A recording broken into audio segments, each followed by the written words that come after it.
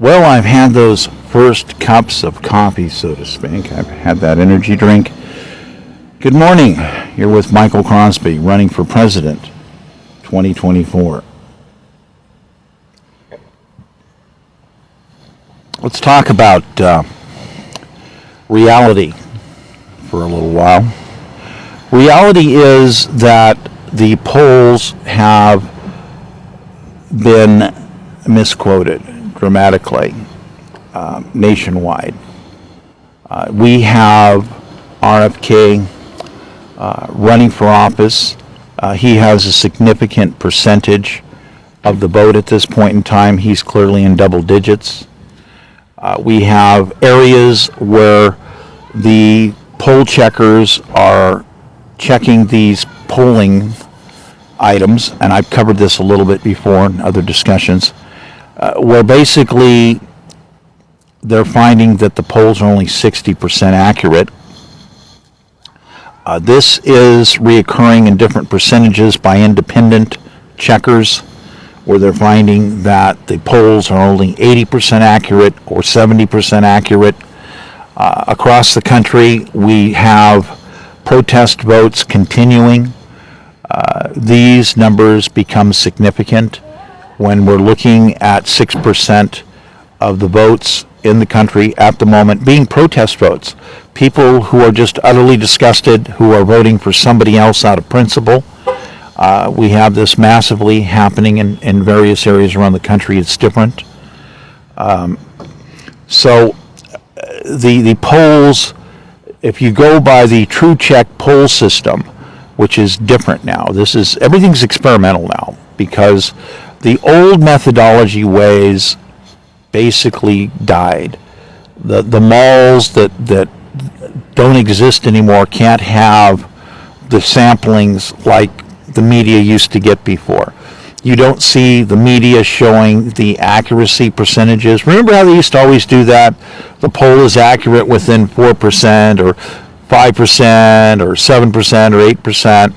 And it used to be, and everybody always used to get down on Fox News and say Fox is using a 7 to 4 point swing, booking characters.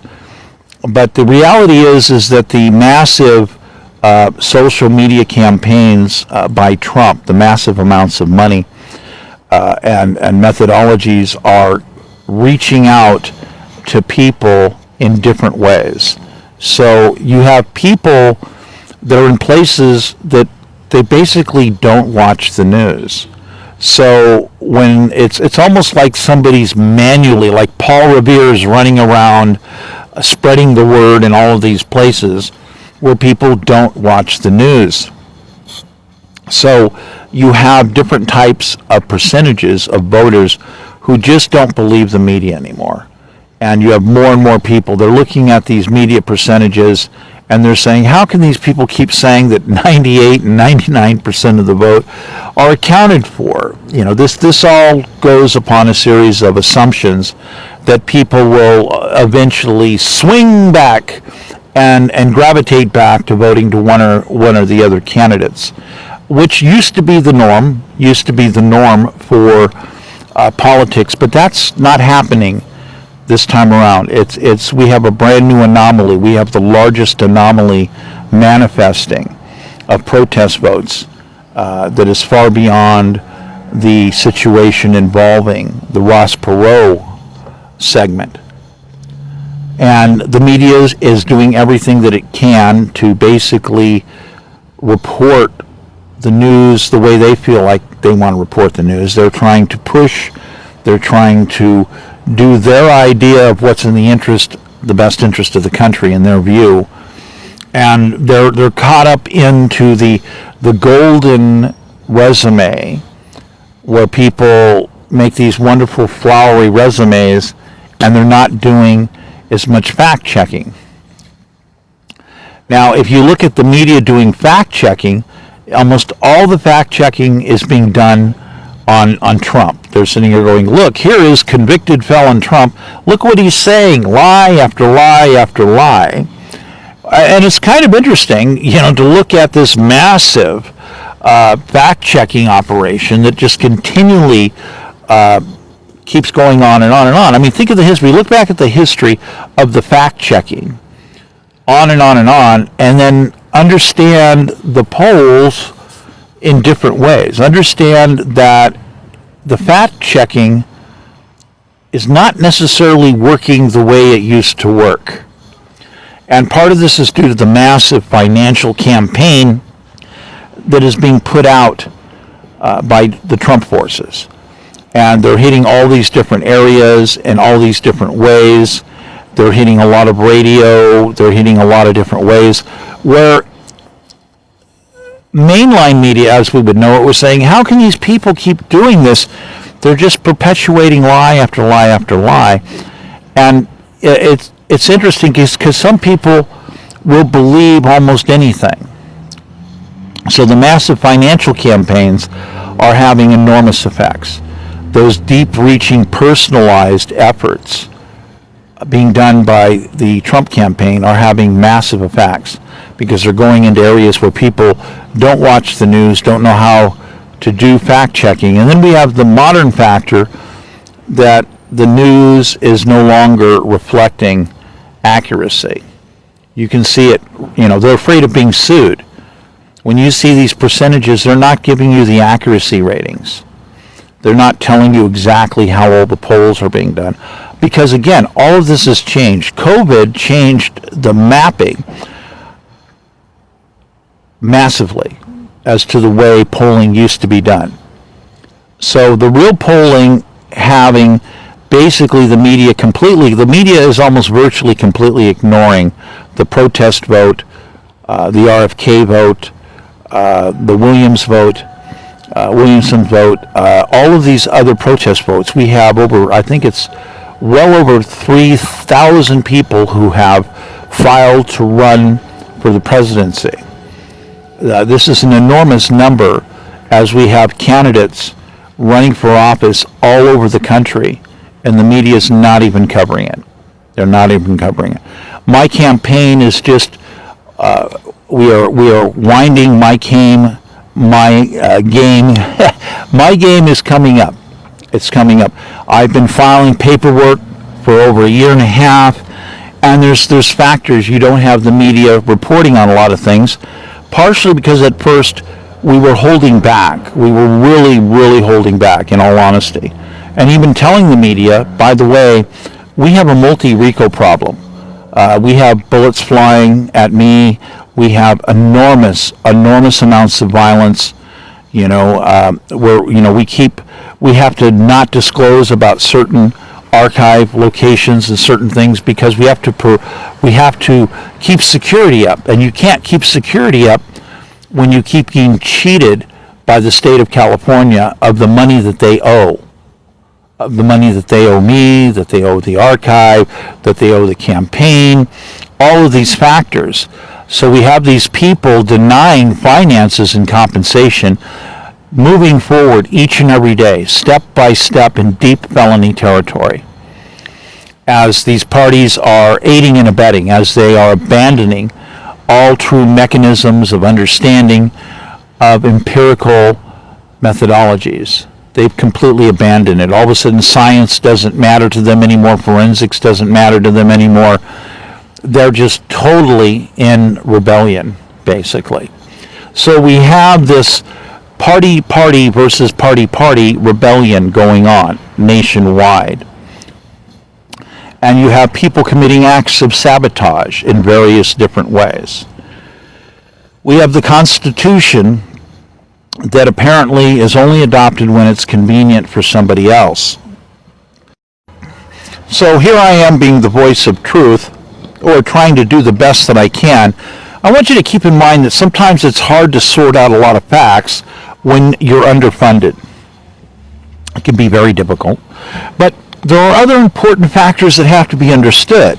Number one, I filed a bunch of paperwork in advance that's already sitting in Washington. It's ready to go. I've already established vast sums of evidence. It's already been deposited in Washington. It's already filed in. It's permanently in history, archived forever. It will be in children's school books for the next 100 years. So in effect, if I go to the punchlines, basically I have seized all California delegates because of election rigging and mass election fraud connected to Julie Sue and Shirley Weber. All of California delegates are just considered null and void. They're all seized because of massive election fraud, massive illegal activities attacking campaigns, attacking candidates. This type of activity is inexcusable, as these parties are in forms of rebellion in their war of Republicans versus Democrats, and their activity and their conduct is inexcusable. And many of them have violated various laws of the Constitution. We literally have an overlapping area of 3 death penalties in that people have committed certain acts. So all of the delegates are null and void in California. They're all seized. I've seized them. And the majority in Congress are Republicans. Now, I ask you, theoretically, when I bring massive evidence before United States Congress of election fraud out of California, and I say foul. See, a lot of people don't understand how the system works. They think that a lot of people thought that the general vote was the way it works, and then they're shocked to find out, oh, there's a delegate system. They didn't understand. So, putting claims against a state and state people for election fraud basically sees all the delegates, saying foul. These people have screwed up big, really, really big. And so there's all these arguments, there's all this evidence, and we have the state of California refusing to cooperate. They are flatly refusing to cooperate in any form of rational communication. And the media is not telling people yet. They're just not understanding. It's impossible for Harris to win. They're trying to make Harris the mainline Democratic candidate when I should be the mainline Democratic candidate. And it's impossible for her to win because by the delegate count, she cannot have enough delegates to win the election. This means that everything basically gets thrown into the House of Representatives, and the House of Representatives is a majority of Republicans. There are various people that tried to tell people to begin with to understand that certain tactics were in play, and that ultimately many people felt that, or at least some of us felt, that the Republicans were not going to honor the election unless it went their way no matter what, which means this time they would be filing protest against the delegates and seizing the delegates. Now, the problem with a lot of this is with what Trump tried last time. That was the making of illegal delegates. That was not following the proper process, which is that if you have a claim, you have to have a legitimate claim. Keep this in mind. You have to have a legitimate claim to say, excuse me, there's a problem and here's the evidence. Well, there was no real actual evidence. We have demographic identifications of regional factors involving criminal behavior in various items, which are utilized through data centers and AIs by the Trump team, making all of these interesting points and allegations, but not actually standing up saying, yeah, we're going to fix that immediately. We're going to fix that immediately. Didn't happen. Doesn't look like it's going to happen. But they'll use the statistics to talk about the corruption. We all know it's corrupt. And what this does is people who are victims of the actual corruption, that are firsthand victims or witnesses, these people know that when he says a certain thing, you go, well, that's true, and the Democrats aren't talking about it. This is part of what's giving him ground. This is part of the reason that people are believing the claims of Trump, because he says these things that directly have a portion of truth, right down to individual lives, which have demographic variances, which he's quoting. his talks change slightly from area to area, as there is points where he makes demographical focuses about corruption. And people have identified with this. And you have additional people circulating information manually about the corruption. So it doesn't seem like he's actually going to fix any of these things, but he can grandstand on them. So you have a lot of paperwork and a lot of stuff being passed around on the methodologies that they're using tactically to deal with the situation. But with me, everything's different. See, with me, I have real evidence. And I have lots of it. Lots and lots and lots of it. It's like it's never ending. You know, look at all this evidence of massive violence. Look at all this evidence we can go to SAR. Look at all this evidence we can go to satellite. Look at all this evidence we can do fMRI lie detectors. My goodness, these people are going to be afraid to step into these things.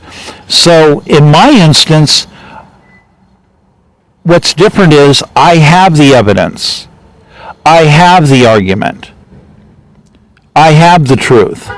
Other people are trying to grandstand and manipulate things for their own benefit to get extra votes, playing the vote game. I've gone in for the solid tactic. Here is the direct massive evidence. And these people need to go to prison. But we have these other people that are sabotaging the justice system. They're sabotaging actual justice actions for the criminal activity that needs to be prosecuted involving what these certain people have done. Well, all bets are off. See, I hedge my bets all different ways, so I've already got my evidence. I've got more of it, yes, but I've already got the evidence in Washington. It's already there. It's already been printed up. It's already been logged in. It's all right there, ready to go. So I have seized all the California delegates. So you just look at the delegate map and then understand it is impossible, absolutely impossible for Harris to win. So at this point, we need to stop the Democratic Party from endorsing Harris because she can't win. She's not on the side that is willing to pay and undo the damage that's been done due to election rigging in California. That means no California delegates. That means Congress is going to have, well, possibly the majority of Congress laughing. They will be laughing as I present evidence because I fully justify the disqualification of delegates from California. Now it goes into what's supposed to be proper, which is saying, look, we want some transparency, we want disclosure.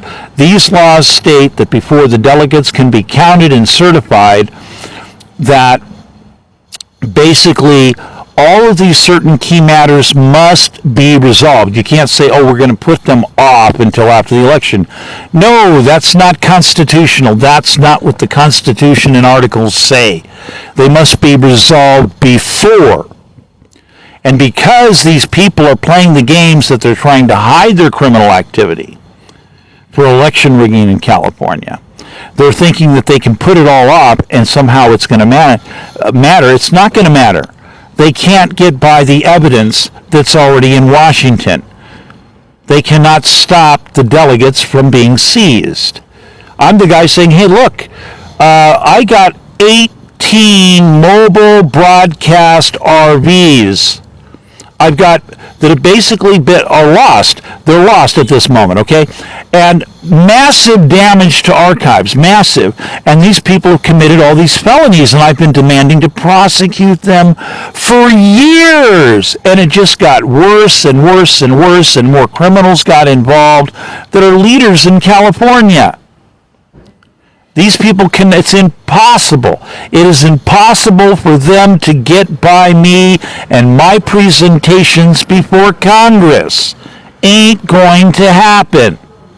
Which means I'm the guy that says, look, hey, this has to be compensated before we can proceed further.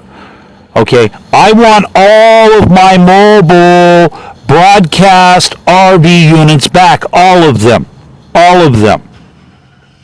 I want all of the archive materials Retrieved. It's all being tracked on SAR. It's very expensive to do this. I need to put teams into place to go retrieve these things. We're talking very expensive.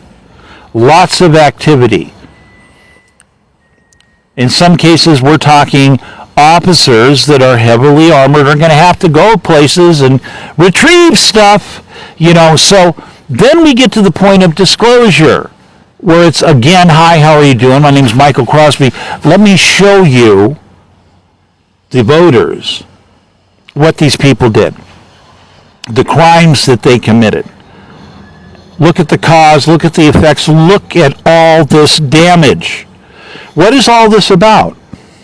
Well, this is about, a lot of things, but I would like to talk about many of them. And I've talked about some of them. The answers, the solution, the super AI, how AI picks me as the number one candidate in the history of the world, and why AI picks me, how I'm going to restore each and every citizen's life, how I'm going to give each and every citizen guaranteed loans, whether they have jobs or not, how I figured out the most masterful plan to dramatically improve the economy overnight, how I'm going to stop all loan discrimination, period, how I'm going to do all of these things, how I'm going to overhaul education, how I'm going to do, very intricate, very intricate. I've talked about a lot of this stuff all along the way. Some people aren't tracking my stuff. So I'm the guy that is in transparency. I'm the guy saying, yeah, man, I got no problem taking an fMRI lie detector. What about these other folks? Hello. We have criminals running for office, and I'm sure not one of them. So here we have the beginning of what would be the disclosure sequence, where every citizen would have a right. We're talking about national airtime being lotted out by force, to repair the process of elections. Because why? We have people like Julie Sue and Shirley Weber who are busted in election fraud, red-handed. They're busted. So when the voters on the whole in California began to hear about me, by the way, there's probably close to 200,000 people in California that have personally met me at one time or another. Now, some of those meetings might have been short. You may have only signed some petitions to get them on the ballot. So everybody can look at whatever the measure was and decide whether or not that's a good idea or no, that's actually stupid, whatever that was. So people will remember me. There's a lot of people who remember me. And when they actually realize that I'm a candidate, they're going to vote for me. They're going to vote for me. They go, wait a minute, I know that guy. Oh, he is running? Well, I'm going to vote for him. So I'm looking at rather quickly picking up about 200,000 votes within a week after the broadcast start. And I'm looking at putting and getting those over 200 websites fully activated with the 24/7 services, with the super AI mechanisms all plugged in, working at full status. So I'm the guy bringing the massive truth and the massive let's check. Let's do it this way. So as this begins, basically, this is how the process should work. It's a bit more complicated, but in short, this is how it's supposed to work. Before, this brings about actually, we're probably going to have an extra emergency election. Probably several of them in several states.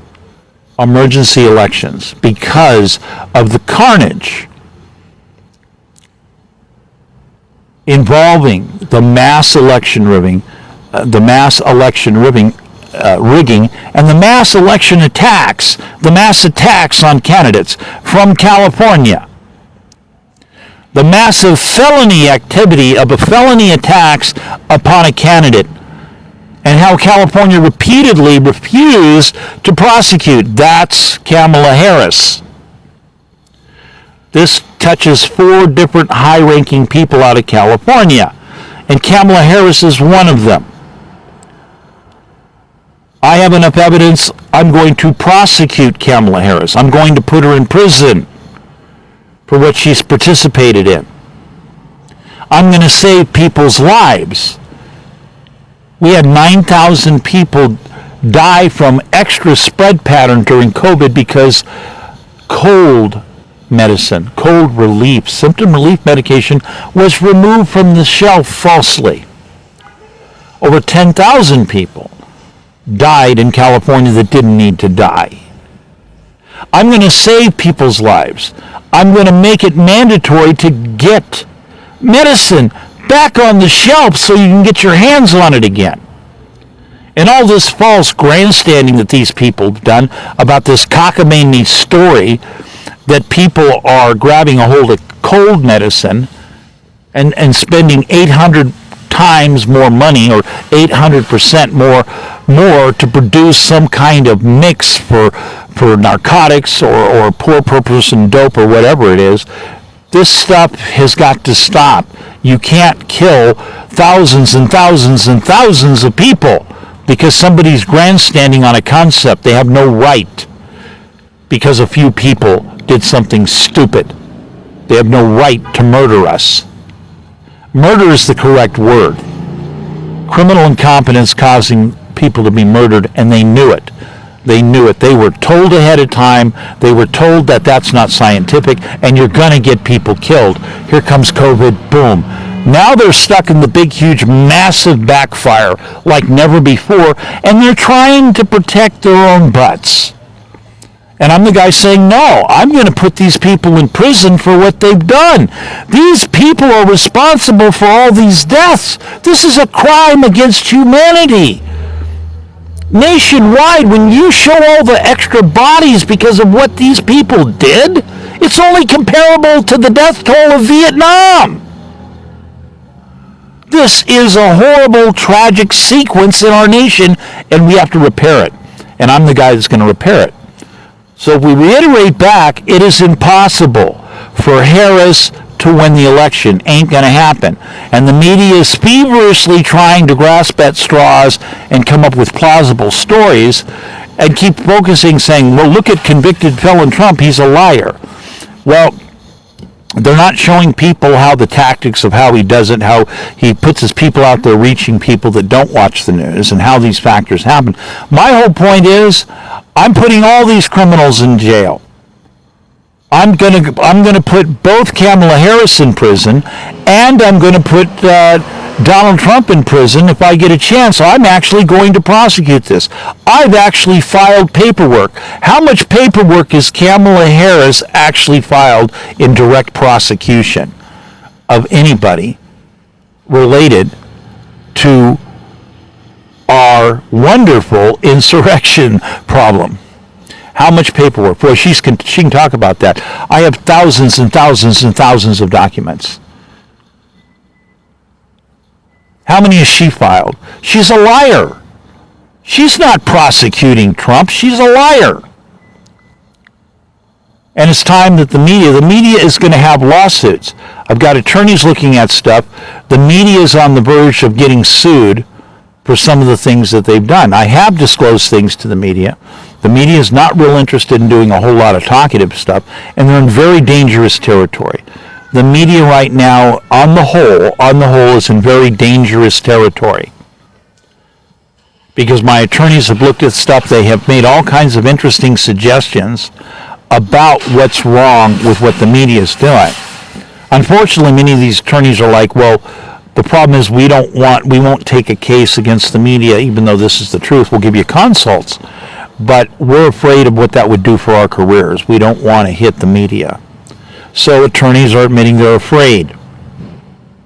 It's a big problem with getting processing done when you have attorneys that keep repeatedly stating on cases that they're afraid of what will happen to them or their family.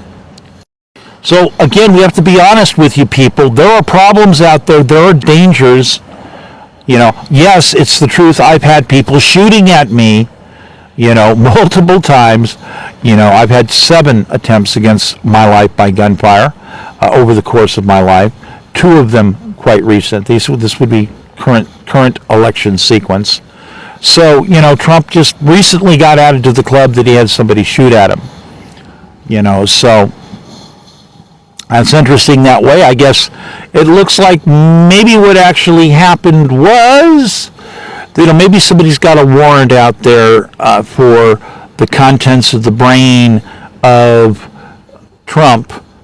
So a bunch of angels kind of move the gun a slight bit and says, well, the brain's covered in the warrant, but his ear isn't. So maybe that's what happened. Maybe that's what happened. They just moved it a little bit, so small miracles can happen. So, I guess whoever had the warrant out for whatever's in his brain, they got the big miracle because that was preserved. Yeah. So anyhow, enough about this lightheartedness, talk here. We've had enough levity here at the moment, but in truth, it's impossible for Kamala Harris to win, and we have these Democrats in shame, horrible shame, moving forward, trying to do something that they need to immediately back out of. I'm trying to save people's lives, and these people haven't done their fact-checking properly, and what they're doing is a crime against humanity, and they need to stop. They need to back away. They need to back away from Harris. It's an impossible tactic trying to tell people that she can win. That it's not possible. I've already seized the delegates. She's going to have charges on her. It's impossible for her to win. She can't win in front of Congress. Congress is going to look at the evidence I've already placed into evidence, locked in Washington, D.C., and they're going to look at this, they're going to shake their heads, they're going to go, no, this is too much evidence. We've got massive election fraud out of California. And it goes right up to Shirley Weber, Secretary of State, and Julie Sue. And it connects to other offices that refused to respond, that were in dereliction of duty, and that, again, Harris. So it's like, no. They cannot get the delegates certified. Congress is more liable to basically say, yeah, we're going to order an emergency election and emergency access. We're going to order new ballots to be printed. And we're going to order massive disclosure over all this criminal activity. That's what should happen. Is that what Congress is going to do? Are they going to try to turn it into something else? Are they going to try to turn it into something else for their interest only? They might just say, well, that's it. Those delegates, as we're done, they're just disqualified, permanently gone. Let's do the vote, the recount on the vote, and then we have Donald Trump. So you people need to understand, you must cease and desist your backing immediately for Harris. Because all I'm doing is protecting a series of rights. I'm protecting national security. I've taken an oath. I have no choice. AI law says I have no choice but to move forward with the truth about the charges and the truth about the evidence and how it connects to these people. You people as voters, as backers, you need to immediately withdraw from Harris. I ask you, be reasonable. Give it to me. Listen to what AI is saying. I'm the number one candidate in modern history. Step out over here. Let's get to work. Let's get this work going. So there's that situation. So that's your pre-noon disclosure show. And again, my name's Michael Crosby. I'm running for POTUS. Yes, I am. And that's it. Plain and simple. It's impossible for Harris to win. Thank you.